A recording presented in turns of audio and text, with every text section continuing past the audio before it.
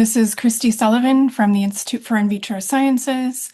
I am the Secretary of the American Society for Cellular and Computational Toxicology. I want to welcome you to our August webinar, which is this whole webinar program is supported by ASCCT as well as the European Society for Toxicology in Vitro. I want to encourage you to visit our websites to find out more about each organization and consider becoming members to support the work and programs that we do. You can also join the mailing lists for job and event announcements. The webinar is recorded, and the recording will be posted on the ASCCT website a few days from now, along with the slides. In the webinar platform, you can ask questions of the presenters using the Q&A feature. Please don't use the chat for questions. Please put all your questions for presenters in the Q&A module. We will have a Q&A period after both presenters are done today. And you can add your questions into the Q&A at any time. We've also enabled closed captions, so you can turn them on or off in the toolbar. And I want to ask you to say hello and let us know where you're joining from. All right. First of all, let me do a couple of quick announcements. The ASCCT, it's having its annual meeting in October. We have an ancillary meeting with the Society for Adverse Outcome Pathways, which is part of ASCCT and ESTIV, on October 26th. And then the main ASCCT meeting is the 27th through the 29th. We have a very exciting program. If you go visit the website there, you'll see what it looks like. You can still submit poster abstracts until September 10th. If you've submitted an abstract already and you haven't heard from us, don't worry, you're going to hear from us in the next couple days. But we also have all of our oral sessions and plenary sessions up there, so you can take a look. Early bird registration ends on September 14th, and we hope we will see you in Durham. I just also wanted to mention our two plenary speakers this year. We're very excited. Are Rusty Thomas from Underwriters Laboratory and Gary Miller from Columbia University. So it should be a really great meeting. In terms of our webinar series, we have our own events and also partner events on the calendar on our website. So you can always go to the website and check that out and register for upcoming webinars. If you are a partner of ASCCT and you want to advertise your event, please just let us know. And this fall, we're planning to have some webinars highlighting SAAOP activities. So look out for those. So let me get to the presentations for today. We have two presenters that will talk to us about new approach methods and medical devices, challenges and successes. And those of you who've been following this story know that our two speakers, Kelly Coleman and Lindsey Borton, have been really engaged in doing the work to try to validate and support non-animal methods, and also, removing tests that aren't relevant anymore. And we are really excited to hear an update from them today. First of all, let me introduce both of them, and then we'll get on to the presentations. So Kelly Coleman is a senior distinguished toxicologist, a back-end fellow, and a technical fellow at Medtronic, where he provides preclinical product development support. He is a U.S. expert on two working groups of the ISO Technical Committee, Working Group 11 and Working Group 8. And since 2009, he's been involved in new approach methodologies validation projects. Dr. Coleman earned his PhD in toxicology from the University of Minnesota and is a diplomate of the ABT, a European registered toxicologist, a fellow of the Academy of Toxicological Sciences, and is certified in U.S. regulatory affairs for drugs and medical devices. He is also a past president of the SOT's In Vitro and Alternative Methods and Medical Device and Combination Product Specialty sections. In 2024, Dr. Coleman was inducted into the College of Fellows of the American Institute for Medical and Biological Engineering. Our second presenter, Lindsey Borton, is a principal toxicologist and engineer at Gradient with over 10 years of industry experience in medical device biological safety and risk assessment. At Gradient, she developed strategies for the biological safety assessment of medical devices in support of European, US FDA, and other worldwide medical device regulations. Ms. Borton also performs toxicological risk assessments of extractable and leachable compounds for human health risk assessment. She earned her MPH in regulatory toxicology and risk assessment from the University of Minnesota and her BS in biomedical engineering at Michigan Technological University. Ms. Borton is also a diplomate of the ABT. So nice to have a fellow MPHer on the call. I also wanted to mention that they are both recent winners of the Lush Prize supporting animal-free testing for science-driven advocacy to eliminate the rabbit pyrogen test for medical devices. So congratulations to you both. Welcome to the webinar series, and let me turn the floor over to you, Kelly. All right. Thanks, Chrissy. Thanks for well, first, thanks for inviting Lindsey and I to speak to you. It's a great opportunity. Thanks to CTT and SDF for providing this platform. So let me see if I can get this sharing business going. Just bear with me for a second. Okay, I'll open up my slides. Okay, do you see the slides? There, it looks like it's coming up. Okay, now we can see our screen. You see the first slide? Yep. Should be all set to go. Okay, you want to shut off my video? All right. Okay, so that's open slide. All right. As mentioned, we appreciate this opportunity to speak to you about what we've been working on. I'm going to give you kind of a trip down memory lane, at least in my memory for the things I've been involved with for the last 15 or 16 years. And then Lindsey's going to follow up with more of a deep dive into pyrogenicity. Slides are advancing here first. There's my legal disclaimer. These are my opinions, not those of Medtronic, the company. All right, 4 things I'm going to try to get through in the next 30 minutes. So background. NAMs, I know I'm preaching to the choir here, but a lot of you know that NAMs are a variety of things. They can be in vitro assays, in chemical methods and silico models, organoids like mini brains, and MPS systems like organ on a chip, being developed all around the world to replace in vivo tests and support the 3 Rs concept. Last spring, there was a short and really interesting editorial published in Altex by Thomas Hartung, just marking this historic shift by US FDA. It was the Commissioner Martin McCary, April 10th, I believe, last year. He announced FDA's roadmap it was a really ambitious roadmap to replace animal testing for preclinical safety assessments, primarily in drugs. And that's a nice touch point for the rest of the next few slides I'm going to go through here. We go to US FDA. Here it is, April 10th, 2025. What does this phase out mean?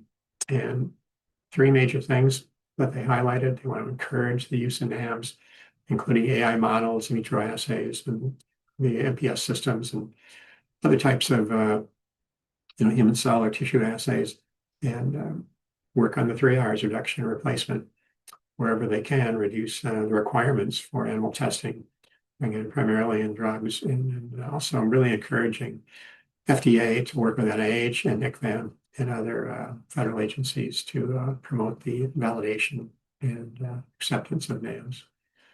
UK later that year, in November, came out with what they call a phase-out roadmap, but it's not not really a complete ban. It's interesting because they actually had dates. They had years and things that they wanted to accomplish, which is unusual in these types of statements. But for 2025, again, this was November, and some of you would remember that in July of 2025, the European Pharmacopoeia officially dropped the rabbit pyrogen test and encouraged companies to use the monocyte activation test instead. And so the UK has accepted that and run with it. And they claim that by the end of 2025, they had wanted to follow that in the UK, at least for drugs. 2026, current year, they're focusing on a lot of standard things, skin irritation, eye irritation, and sensitization eliminated where possible. And if you notice in the first sentence up at the bottom there, these are milestones, and some of them are aspirational because they said if there's nothing, validated, no validated alternative, then you just have to continue using animal tests for now. But 2026, there's as I mentioned here, you see irritation, sensitization. They're trying to eliminate those by the end of this year, and also they're establishing their own UK Center for Validation of Alternative Methods, which is a nice thing to see. 2027, this botulinum test, they want to replace that. And then also later, a few years down the road, you want to reduce pharmacokinetic studies done in dogs and non-human primates significantly. Now to 2035, we want to keep refining this approach and, I guess mopping up any other animal tests that they can replace with NAMS methods.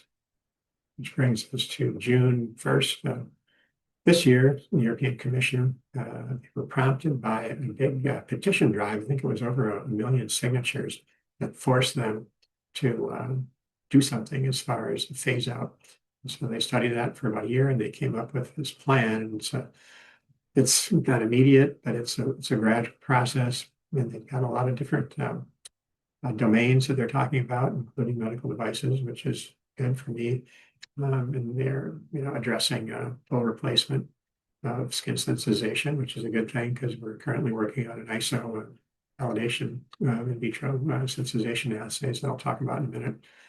And long term, they want to really push this paradigm shift, replacing animal tests with NAMs. And in 3 years from now, they're going to have a big conference, I guess, to look back and look forward to their accomplishments, future goals. So, vitro irritation testing. In the ISO, for you folks that are involved with medical device world, ISO 10993 are the standards. These are globally harmonized standards that we use. They're basically the rules of the game. Excuse me. They began, I think it was 1992 when the 10993-1 standard first came out. And there's, I don't know what it is, probably almost 30 of these things now.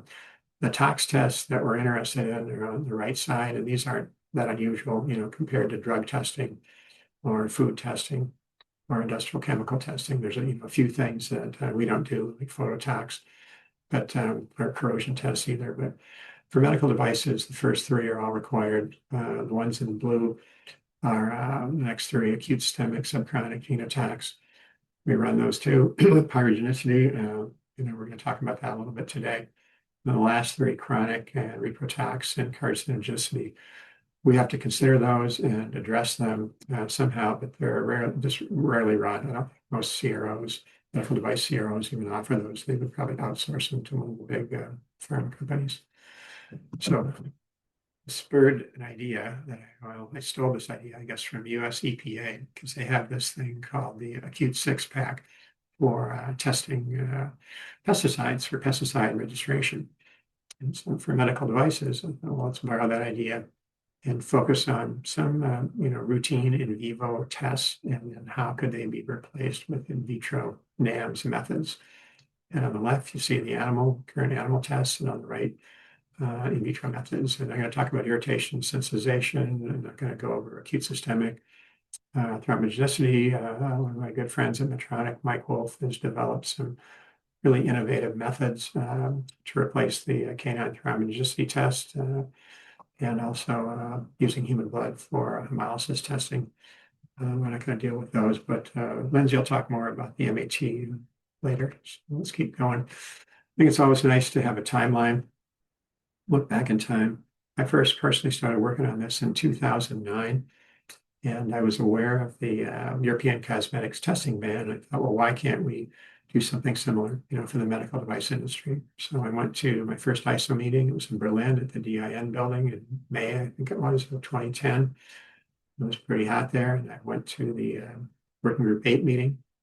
That's the skin group for people that are familiar with the device world. And I stood up and introduced myself, and I said, Coleman, Medtronic, Minneapolis. I just got a grant to do a pilot project to to test these 3D human tissues to see if we could use them to replace the rabbit skin irritation test. And I swear this is true. I'm a former Boy Scout. I'm telling the truth here. Half the people on that committee said, "Well, why would you want to do that? The rabbit test works fine."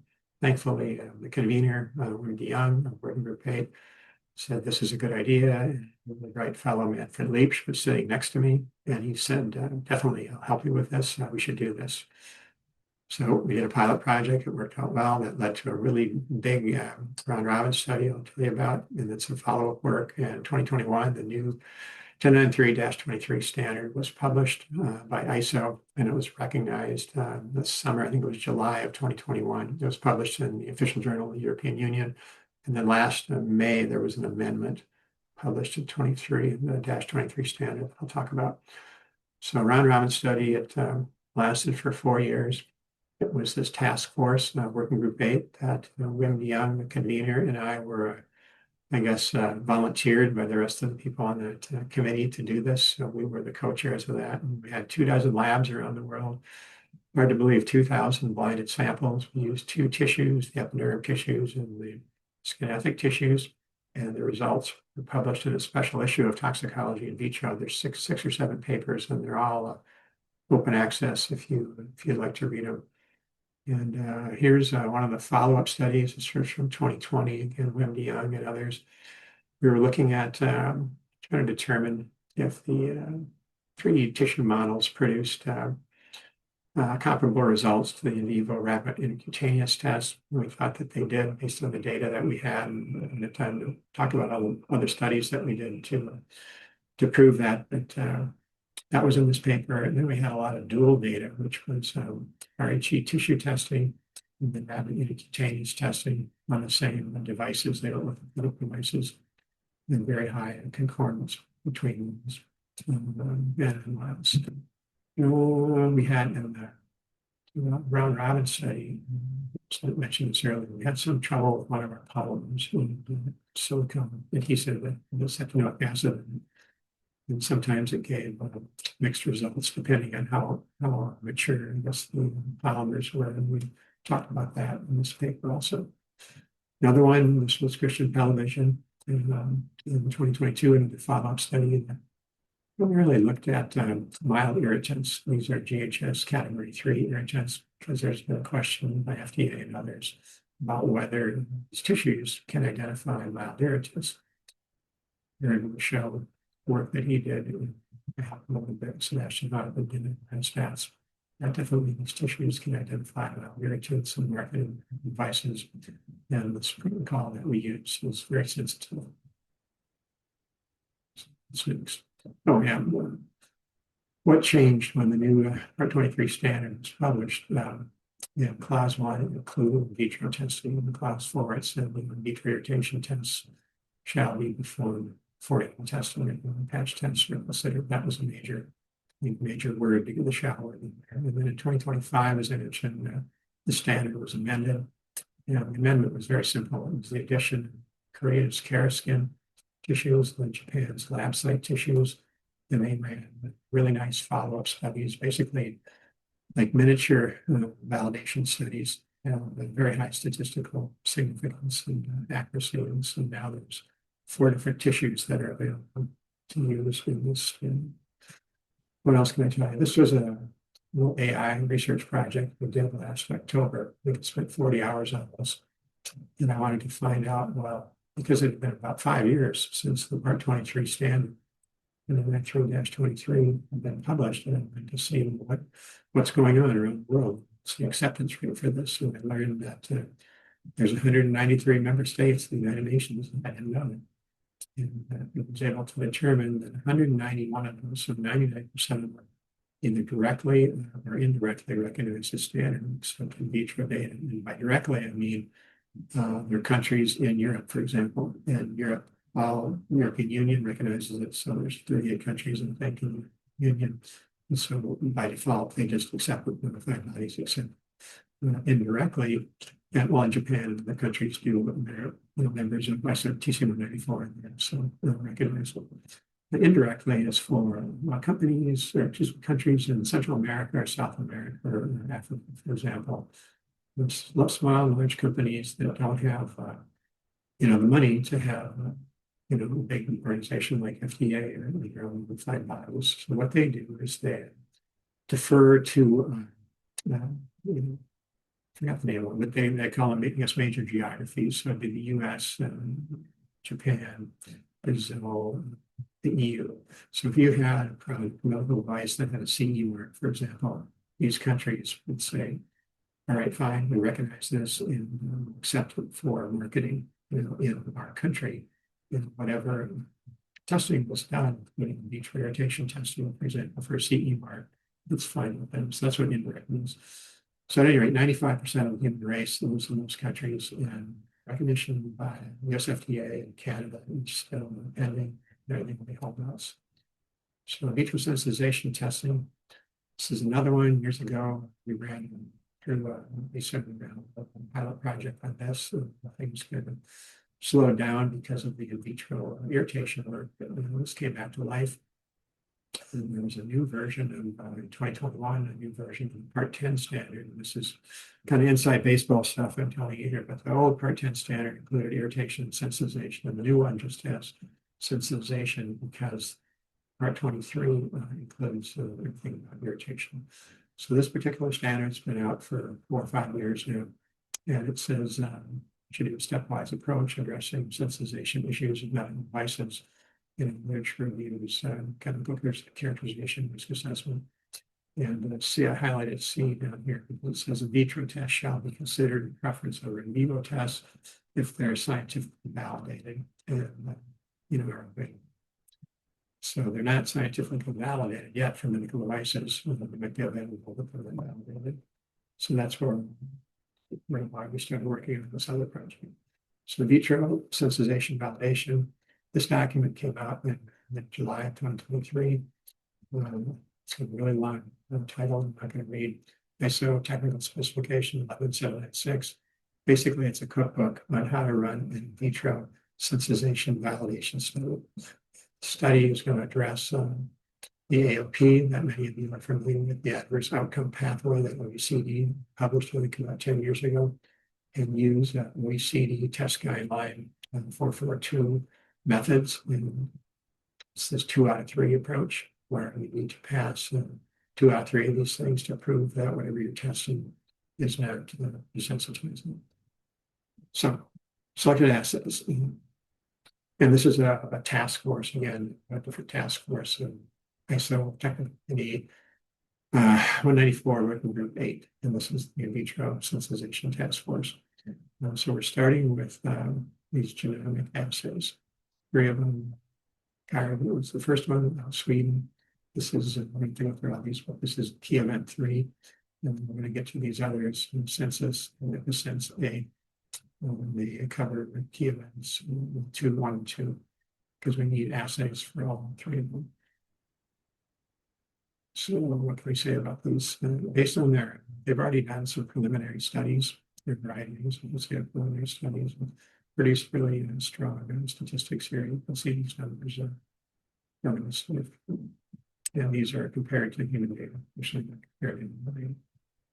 So what's going on? The feasibility studies, as I mentioned, have been completed. Some pre-validation studies of these things have been completed. By pre-validation, I mean that we have in that the cookbook. It has a list of a couple dozen sensitizers and non-sensitizers that were put together by industry, FDA, and other folks from myself, other government agencies from some notified bodies. And I think it's 13 of them as well. They have to test in its pre-validation studies and prove that their assays can identify them correctly. So that work has been done. This validation study is starting this summer, and then that has it's 16 reference chemicals. I believe they're going to be testing. These will be blinded and will be shipped to. We're using 3 or 4 labs for each of them. So this is just a few comments on the cards. The others. And results are really promising.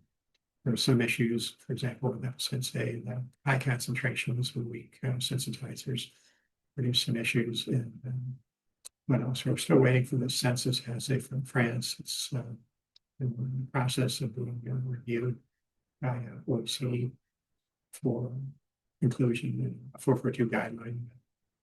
I think the pandemic slowed that down, so we're hoping that'll be finalized in the next year or so. So 3 more labs, I mentioned blinded study, and once again, Sebastian Hoffman was a great kind of leader in biostats and expert in this project.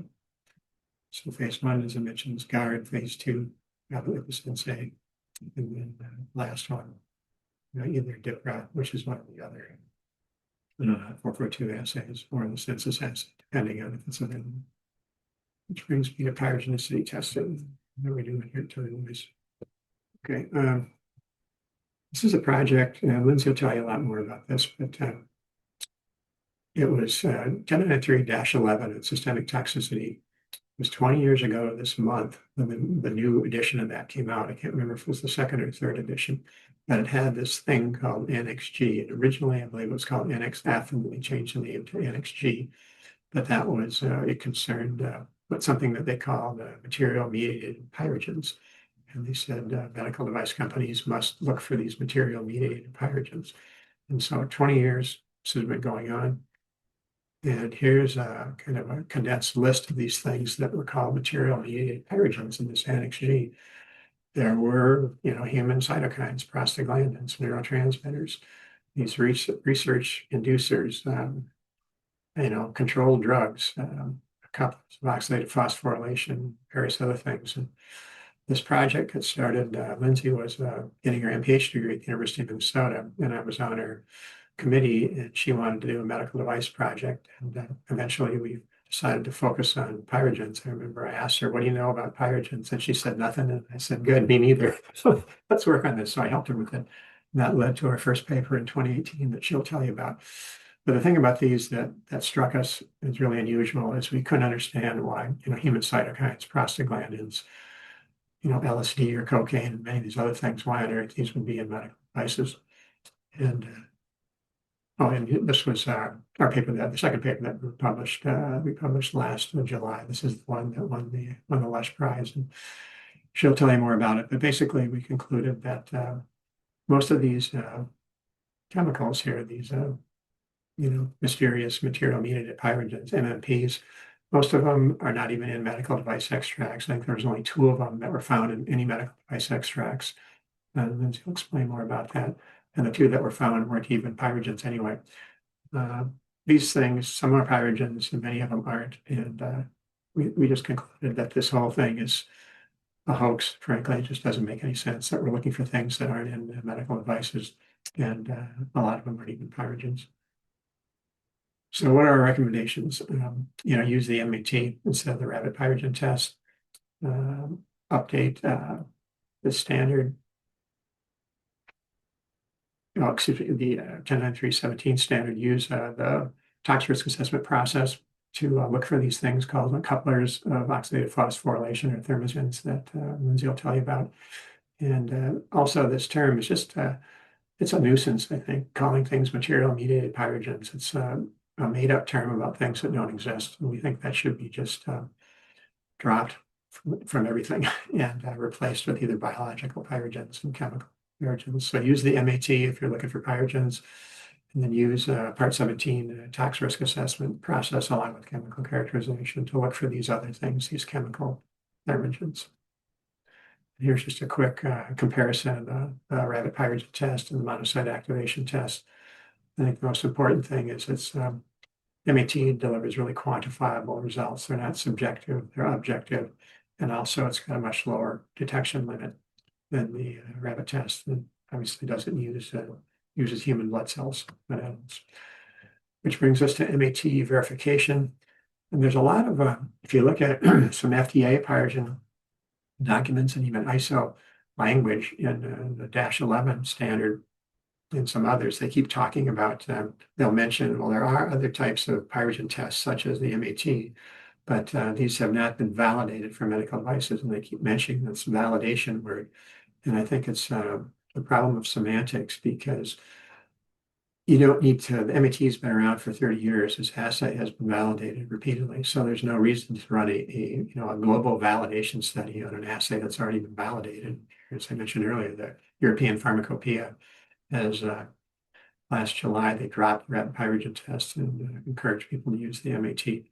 So instead of validating this thing, you need to verify that it works in the context of use. And so that's what we're working on right now. A little white paper about this that we might publish. It's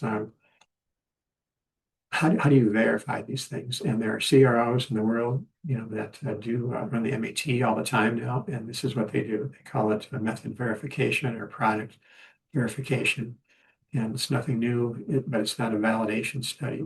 It's a verification that the MAT will work with, a certain type of drug or a certain type of device.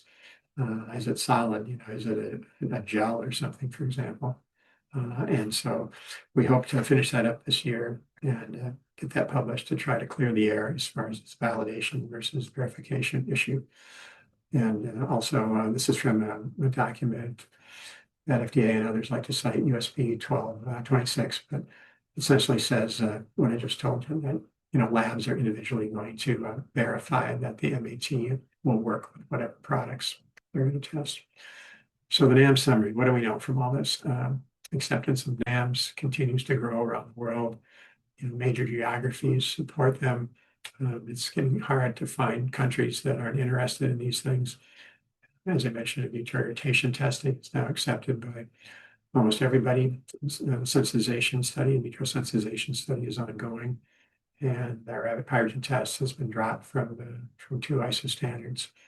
And I think I'm right at about 30 minutes here. So that's it for me. And I will stop sharing my screen and turn it over to Lindsey, unless somebody's got a burning question you want to ask me. I think Lindsey can go ahead. We've got a couple questions in the Q&A, but we'll save them all for the discussion after Lindsey's done. Great.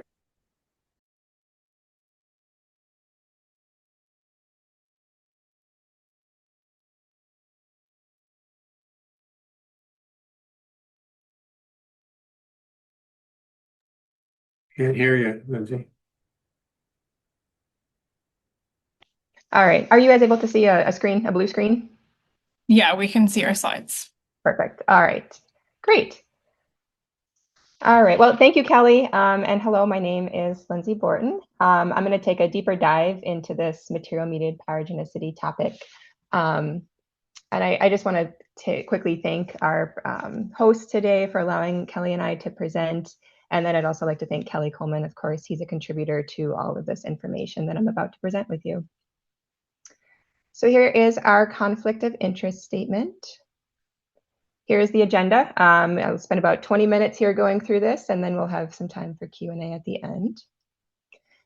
Starting off with our main points. So in 2018, and then again in 2026, Kelly and I published papers on this topic of material-mediated pyrogens in medical devices.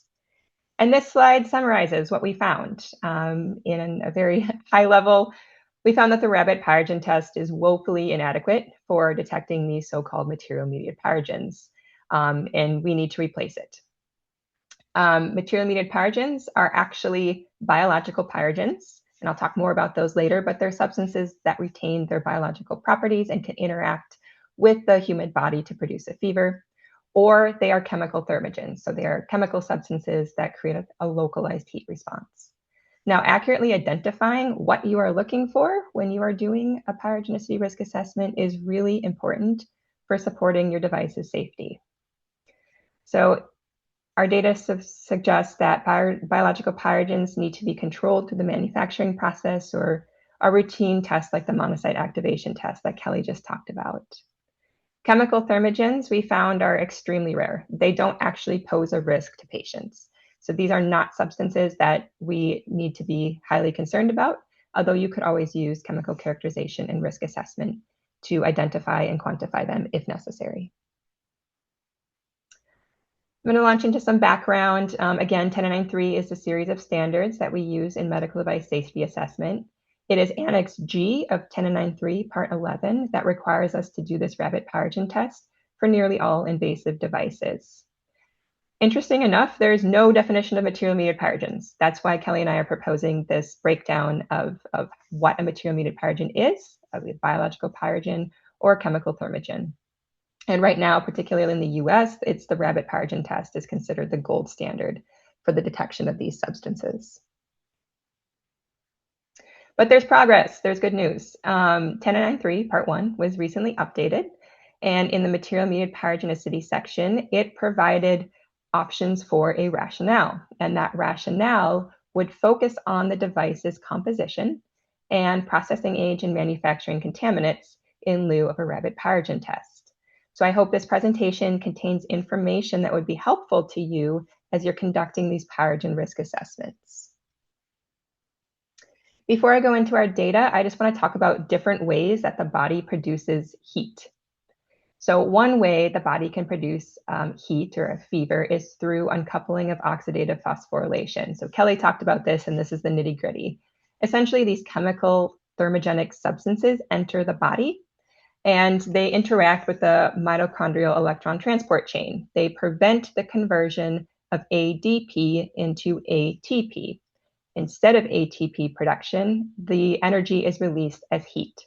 This is generally a dose-dependent process as well.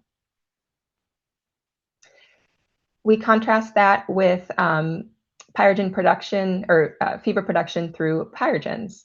So pyrogens enter the body and they interact with cells to release cytokines. The cytokines then travel to the brain's thermoregulatory center and interact with various substances there to produce a fever. Again, these pyrogens are cytokine-driven fever production. And there's two general buckets of pyrogens. We have endotoxin, that is the poster child of pyrogens, highly potent, but we test for them routinely in a typical manufacturing setting, and non-endotoxin pyrogens.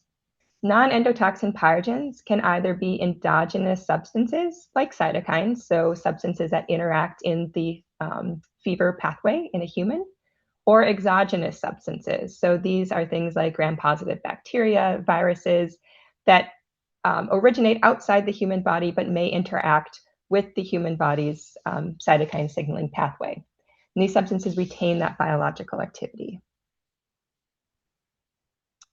It's important to distinguish what type of pyrogen we are looking at because that is going to derive what type of testing needs to be done or could be done to detect that pyrogen. So our rabbit pyrogen test and the monocyte activation test are best for the detection of non-endotoxin pyrogens and endotoxins. The BET and RFC assays are exclusively designed to detect endotoxin only. Now I'll launch into the results of our studies from 2018 and 2026. Particularly in 2026, we set out to answer 4 questions. We wanted to understand what evidence is there of these material-mediated pyrogens in that Annex G. So Kelly flashed up the slide with all the Annex G substances. We wanted to know, are they actually pyrogenic? We also wanted to know if there are any missing substances. Is that a complete list? And then we wanted to understand how often do these Annex G substances appear in medical device extractable results, so extractable and leachables. And finally, what is the failure rate of the rabbit pyrogen test? Is it actually detecting these substances the way we think and hope it is? So I'm going to hit the highlights. I picked out some of the most interesting Annex G pyrogens. For the full results, go see our 2026 paper. I'll start with metals. So Annex G says that metals, such as nickel salts, are pyrogenic. Our research suggests that no, they are not pyrogenic. The metallic material itself is not pyrogenic. However, under certain conditions, metals can create particulates, and those particulates are what induces the fever response. So for example, metal fume fever is an inhalation of small welding fumes or small particulates, and that triggers the cytokine response and a fever production. If you have implants with articulating surfaces that can generate wear debris, that wear debris is then detected by cytokines, which sometimes can create a fever. So again, the bottom line here is metals are not pyrogens. They are not pyrogenic substances. It is the particulates under certain exposure conditions that drive the pyrogenic response. Annex G also lists a bunch of endogenous or exogenous substances that mimic human biological substances. So this is cytokines, the prostaglandins, serotonin, and little RNA strands that mimic human RNA strands. Obviously, these are pyrogenic. They're biological pyrogens that are designed to interrupt the human body's signaling system. So we would consider these biological pyrogens and pyrogenic. Annex G lists two different uncouplers of oxidative phosphorylation. And as I talked about, these are substances that disrupt that mitochondrial transport chain. Rather than producing ATP, they produce heat.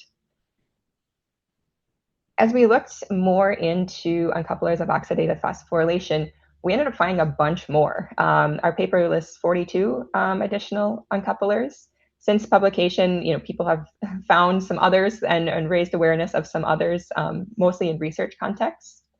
But what's really interesting about an uncoupler is they are not soluble in saline. 91% are not soluble in saline. So we've been testing with the rabbit pyrogen test. It only uses saline. That's the only extract that's employed in a medical device rabbit pyrogen test. So therefore, we cannot detect uncouplers using the rabbit pyrogen test. And I want to dwell on this point because I think it's a very interesting lesson in retrospect. As we move forward and think about how do we do medical device safety assessments, we have spent 20 years testing for something we can't actually see. So as we continue forward, I think it's really important to make sure that the test methods we're employing and the risk assessments that we are conducting are specific to the types of pyrogens that our hazard assessment is identifying and those which actually pose a risk then to patients. And that's the key point of this slide. So the mechanism of action matters when it comes to a pyrogenic risk assessment. We have thermogens. They work through a non-cytokine pathway. They cannot be detected by the rabbit pyrogen test. They need to be controlled through a hazard assessment of materials of construction, the manufacturing process, and if absolutely necessary, chemical characterization and tox risk assessment. I'm going to talk more in a few slides about their prevalence and whether or not these are actually risks to patients. But right now, as a hazard point of view, these are ways that they could be controlled. Biological pyrogens are those that are create a fever through the cytokine pathway. They're generally materials that maintain their biological characteristics, and they need to be controlled through manufacturing processes, routine monitoring, sterilization, bioburden, endotoxin, etc. All right, in our last bit of data, I'll talk about the data mining. So when we were data mining, we wanted to understand whether or not the rabbit pyrogen test was doing a job, right? Could we actually detect these substances? So we asked 5 contract research organizations for their rabbit pyrogen data. They sent us 7,000 data points. We asked our 9 global medical device manufacturers why their rabbit pyrogen tests were failing. And what we found was that on average, about 2.6% of rabbit pyrogen tests fail. But those failures are not repeatable. Only 0.3% of the time can you create the same failure. So we asked device manufacturers, why is that? And there were 2 key confounding variables that continually came up that these root cause analysis identified. First, the reason for failure was endotoxin contamination. That was the overarching theme was, whoops, they were contaminated with endotoxin. The second most prevalent theme was incompatibility with the test system. So sometimes the device's extracts were, had high osmolality, they were acidic, they were too thick to be injected into the rabbit ear vein. So there are just different occurrences that the medical device was not compatible with the test system. The key takeaway here is after 5 years and over 7,000 data points, we never identified a single instance of this true material-mediated pyrogen. We were able to trace down why they were failing. And I think that's really important moving forward. Getting rid of this term material-mediated pyrogen is nebulous. Like let's define what we are actually looking for when we are doing a risk assessment for pyrogenicity. Next, we looked at whether or not these Annex G MMPs and uncouplers were present in medical device extracts. So we collected chemical names and CAS numbers from all sorts of sources. We got a list of 18,000 of them. That's supplement 2 in our 2026 publication. And what we found was that they're basically not detected. So there were 2 Annex G substances. Again, that's that list that Kelly flashed up in his presentation. One was serotonin, the other was naphthylamine. Interesting enough, there is no evidence that either of these are pyrogenic. They do not produce fevers in humans. There were 3 uncouplers that were identified. However, fever is not the primary toxicity concern. The first was pentachlorophenol, a highly carcinogenic, highly regulated substance. The next was long-chain fatty acids, which are ubiquitous, but fever is absolutely not their toxicity concern. And finally, bupivacaine. Bupivacaine is a controlled substance. It shouldn't normally be in a medical device extract unless it's intentionally placed there. So what we find is UOPs do not pose a fever risk to patients. The Annex G substances are not real pyrogen risks. We need to abandon this Annex G and use a true risk-based approach. So finally, our summary and recommendations before we get to questions. Material-mediated pyrogens is a misnomer. We are looking for biological pyrogens or chemical thermogens. And this mechanism of action is very important in order to establish a genuine pyrogen risk assessment. We know that the rabbit pyrogen test is inadequate. As Kelly showed in his presentation, it is nowhere near as sensitive for the MAT, and that's important if you're looking for biological pyrogens, particularly non-endotoxin pyrogens. It cannot detect chemical thermogens, so it is not going to support a risk assessment in the very off chance that that might be present in your device. So moving forward, biological pyrogens need to be controlled through the manufacturing process or a routine test like the MAT. Right, the rabbit pyrogen test is a one-time test. The MAT is much more suited to be a routine test for contamination of biological pyrogens. Chemical thermogens are extremely rare. Those that are detected don't have heat production as one of their toxicity risks. So in reality, these do not pose a risk to patients. And at this time, we would be happy to take questions.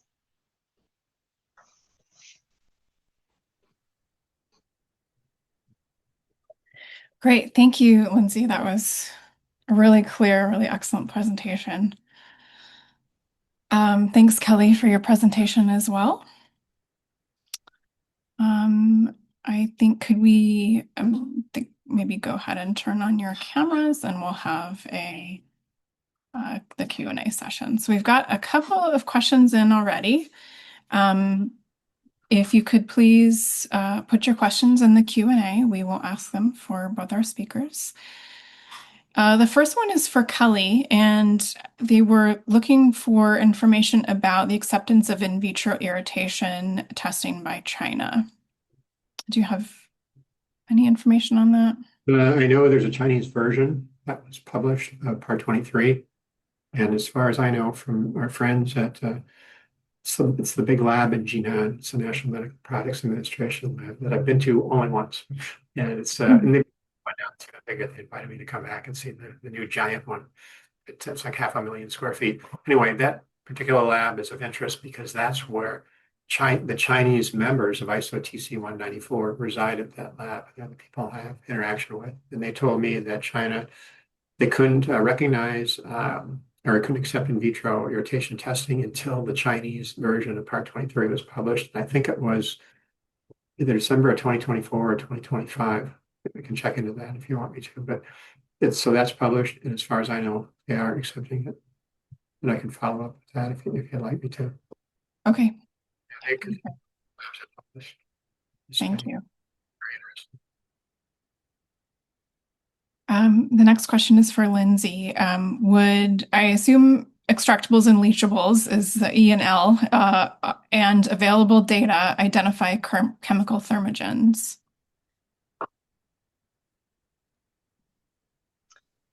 Yeah, so a little bit more on like how one would use extractables data to identify thermogens. So we do have a list of thermogens in our 2026 publication. And what you could do if you are concerned about your medical device containing these substances is screen your extractables list against that list of known uncouplers or thermogens. So it's just a way to kind of check to make sure.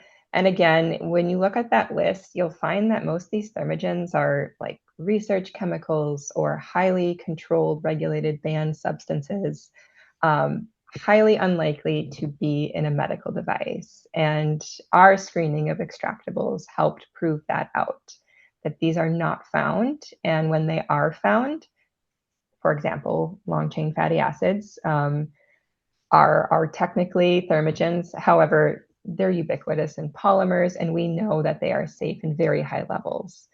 If you extend that out to even higher levels, you have a lot of other adverse effects that come first before a fever. So if you are interested in screening extractables for thermogens, look at the supplement information. But realistically, we don't see that as a true risk to patients.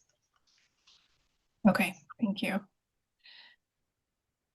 The next question is for Kelly. I was really interested in your point that recognition of ISO 10993-23 is still pending in the US and Canada. I wondered if you could clarify whether that refers to the standard as a whole or specifically to acceptance of the in vitro irritation methods. The latter. If you look at Okay.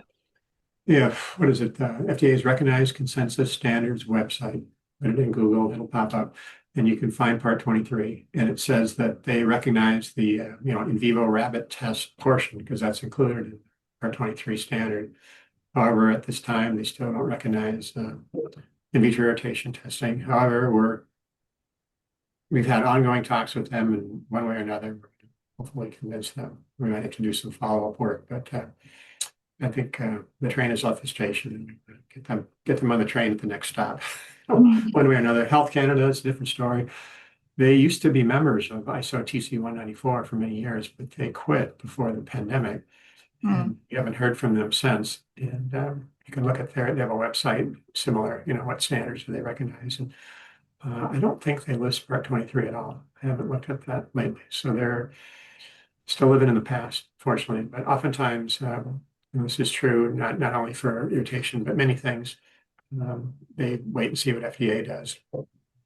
Okay. Follow their lead. They had some really great scientists and good people, and we're sorry to see that they quit TC 194.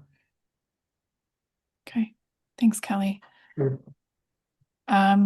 This question could be for both of you. So I'm going to start with Lindsey and then we'll see if Kelly has anything to add. The question is, with so many limitations of the rabbit pyrogen test, is there any specific reason in the first place why it is used for so long to detect the pyrogenic nature of materials? Yeah, this is a old habits die hard. So yeah, it's very limited, but the FDA wants it. So that's why we're still using it. I mean, I think it's a classic situation where, if you go back to, what is this, late 1998, there's something called the tripartite agreement. Some of you gray hairs like me in the audience might remember, but that was Health Canada, US FDA, and National Health Service in the UK. And essentially, it was a cookbook for reviewers to review medical devices. And a couple of years went by in the early 1990s, and anyway, the tripartite agreement. Here's a list of animal tests. Basically, it was like a 3-page paper. You can get it. You don't have it, let me know. I'll send it to you. And that became the basis for the 10993 standards. And the old Part 1 standard had here's all these tests turned into. I know the guy that he was from the University of Minnesota. He worked at FDA. He was our chief. Raju Kamun was his name. He was our chief toxicologist, and he was the driver behind that. Went to lunch with him once years ago, and he said, that list was never a checklist in my mind. It turned into a checklist, unfortunately. And so the problem with those tests, though, they just, the tripartite agreement folks and ISO, they just were looking at what tests can we grab off the shelf? Irritation tests, sensitization tests, genotox tests. none of those were ever validated for medical devices. Some of them were never validated at all. They were just around and they were used. And I think that's a similar situation here with this rabbit pyrogen test. That somebody had this idea, we got to worry about these pyrogens. Okay, let's use this rabbit pyrogen test. And 20 years ago, the MAT was only 10 years old. 20 years ago, now it's 30 years old. But it was, I think, more of a research thing at the time. And so it just got, into the standard, and it's just this inertia. You've got this thing and people get used to it, and it's on this list. And so, again, as Lindsey said, when habits die hard, it's hard to change people's minds. And again, it's true also, which is this name, MMP. Let's get rid of this name. This thing it's a name, it's a made up term about things that don't exist. So why are we even talking about it? Good point. Be blunt, but it just seems silly that we're 20 years later having this discussion. Okay, so the next question I think is for Lindsey.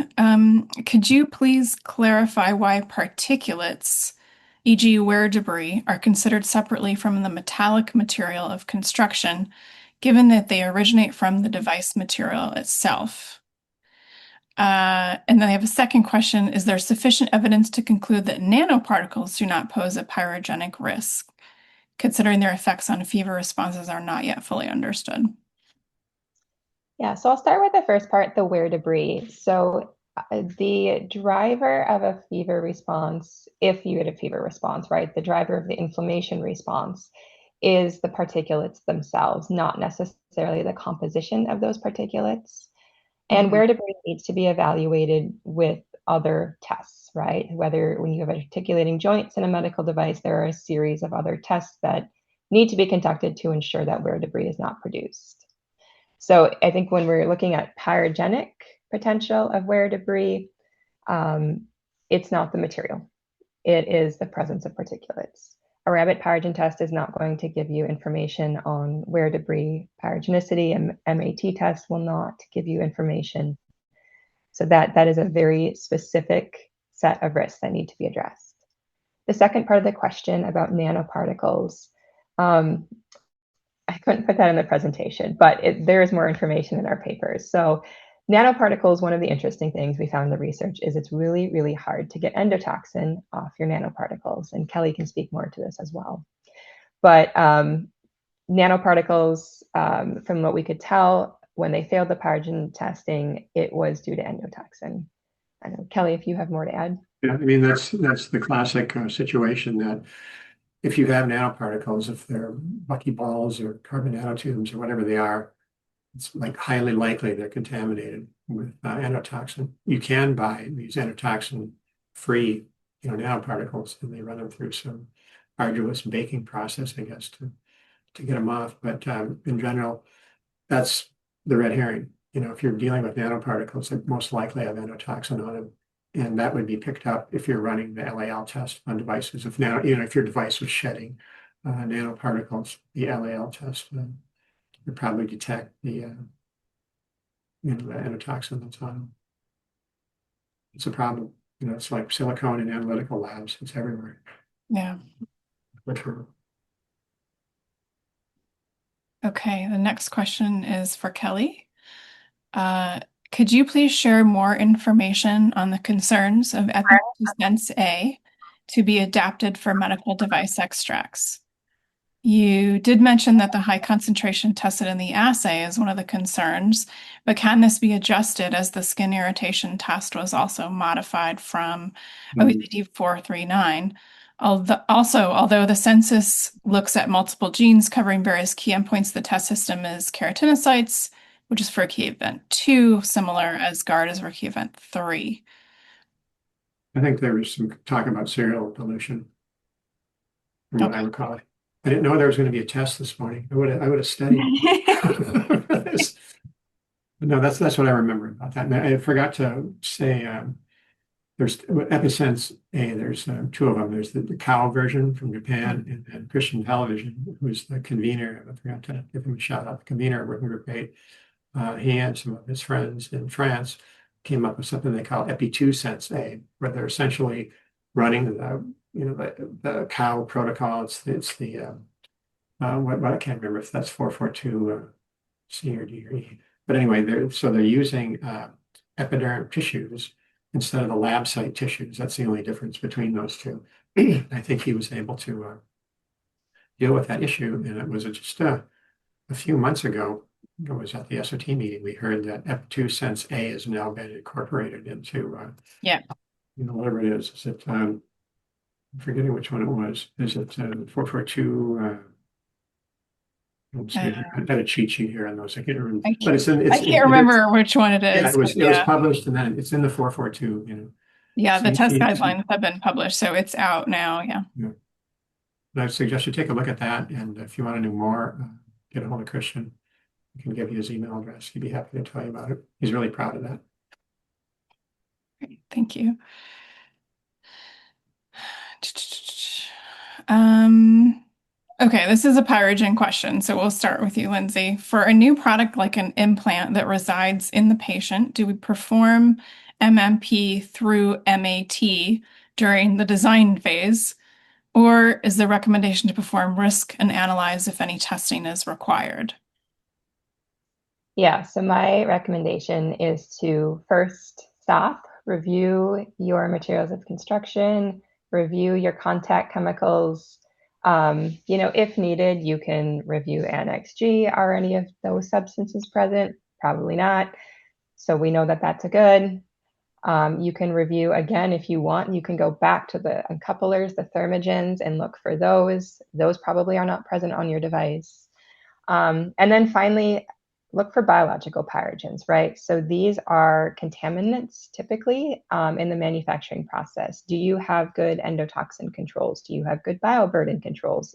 Do you sterilize the product? If so, then you probably don't have a biological pyrogen risk because you are taking care of all of those types of potential hazards that could enter your manufacturing process. So I would advocate for no testing first.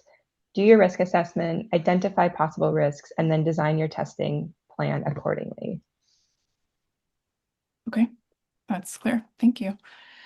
And our last question is a new product made from polymers, mainly polycarbonate, has no extractables and leachables above the AET in the chemical characterization.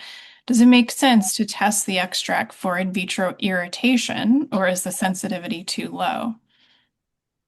Either one of you are welcome to take that one. Personally, I would say no, because I believe there's a threshold. We've used that. Well, we used to use it. DIT, dermal irritation, based on human data. Can't remember what it was off the top of my head, but it's a low level, and oftentimes, the extracts, it depends. I mean, microgram levels or even less are so far below that it's highly unlikely you're going to have, especially if it's something in contact with flowing blood. So adult humans have 4 or 5 liters of blood, and you've got a microgram of something that's an irritant. I don't see how on earth it could cause an irritation response. And yet a lot of geographies, they just say, we want irritation data. Don't bother us with this AET mumbo jumbo we're concerned about. And it's hard to get around that, but we had some success with that for quite a few years, and then FDA didn't like it, but some notified bodies still accept that. Very, very low levels. If you have some data and you can prove it, especially for flowing blood contact, stents or heart valves. Okay. So you have one more question came in at the last minute, so we'll take this one.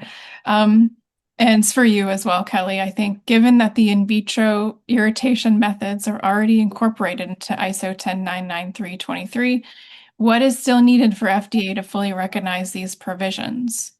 Do you know what specific work is currently underway to address the remaining barriers and whether there is anticipated timeline for full recognition? Yes, I do. Well, it's not a secret. Let me back up here. So was it 2018? That special issue of Toxicology in vitro came out. And the backstory on that is Wim de Jong, who was convener of the working group at the time, and my partner in crime is the co-directors of that project. He went to grad school with the editor of TIV. So that's how we got that special issue. But anyway, that came out in 2018.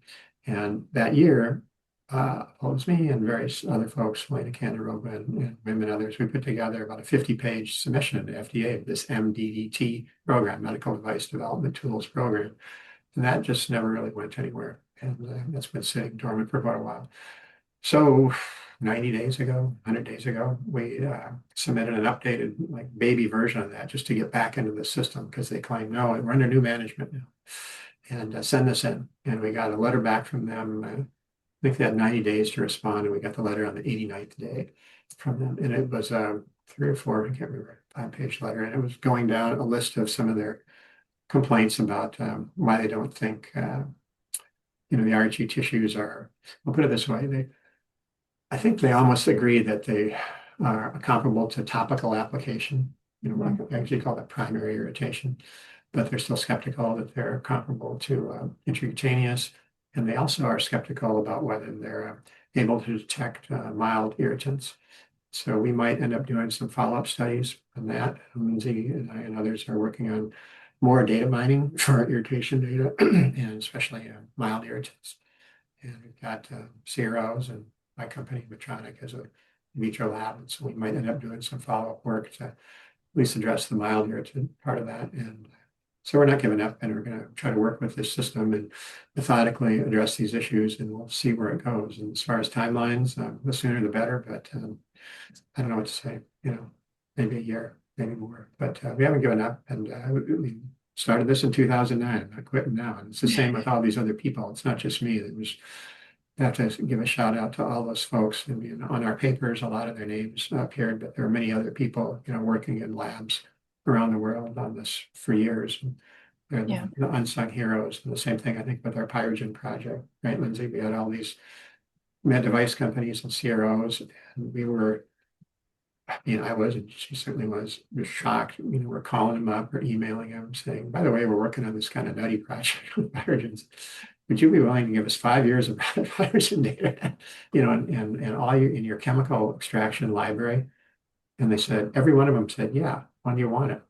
What? I was impressed. And the thing is, the reason they're unsung heroes is because every one of them, they told me this or told Lindsey this, all they asked in return is we wish to remain anonymous. And so we said, sure, no problem.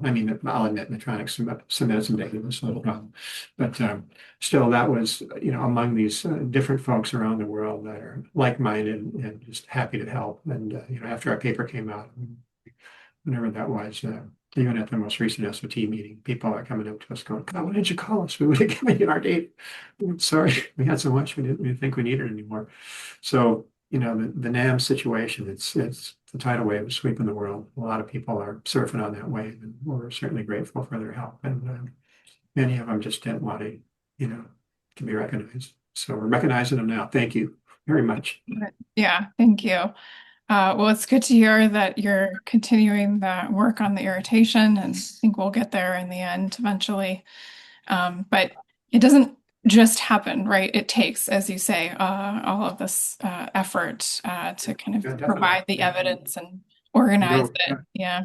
No one organization, no individual can Yeah. ever do anything like this. It's just a collective group of people, and it's industry and government, and, academia and regulators getting together and have a goal in mind and pursuing that. And as my mom used to say, persistence is a virtue. And so we got a lot of virtuous people, I think, helping us with this thing. So anyway, so is that it?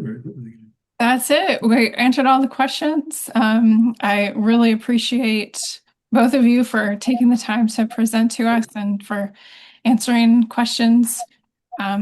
Those of you who joined, thank you so much for joining, and thanks for your questions and engagement. And we'll keep everybody updated as the work goes on. Thanks again to you both. Yeah, and you said you're going to send out PDF versions of our slides sometime. Post them along. We'll put them on the website. Yep. Sure. Yeah, that's great. And we'll put the paper there too. I know it's available, but yeah, just so people have easy access to it. Yeah, definitely. And I think my email address is your email address is on your slides, isn't it, Lindsey? I can't remember. I'll put it on. I'll make sure it's there. Yeah. Okay. Yeah, you can get all of it. I'm happy to tell you what we know. There's no big secrets in this business, I don't think. All right. Thank you all very much. Yeah, thanks again. See you later. Bye. Take care. Take care.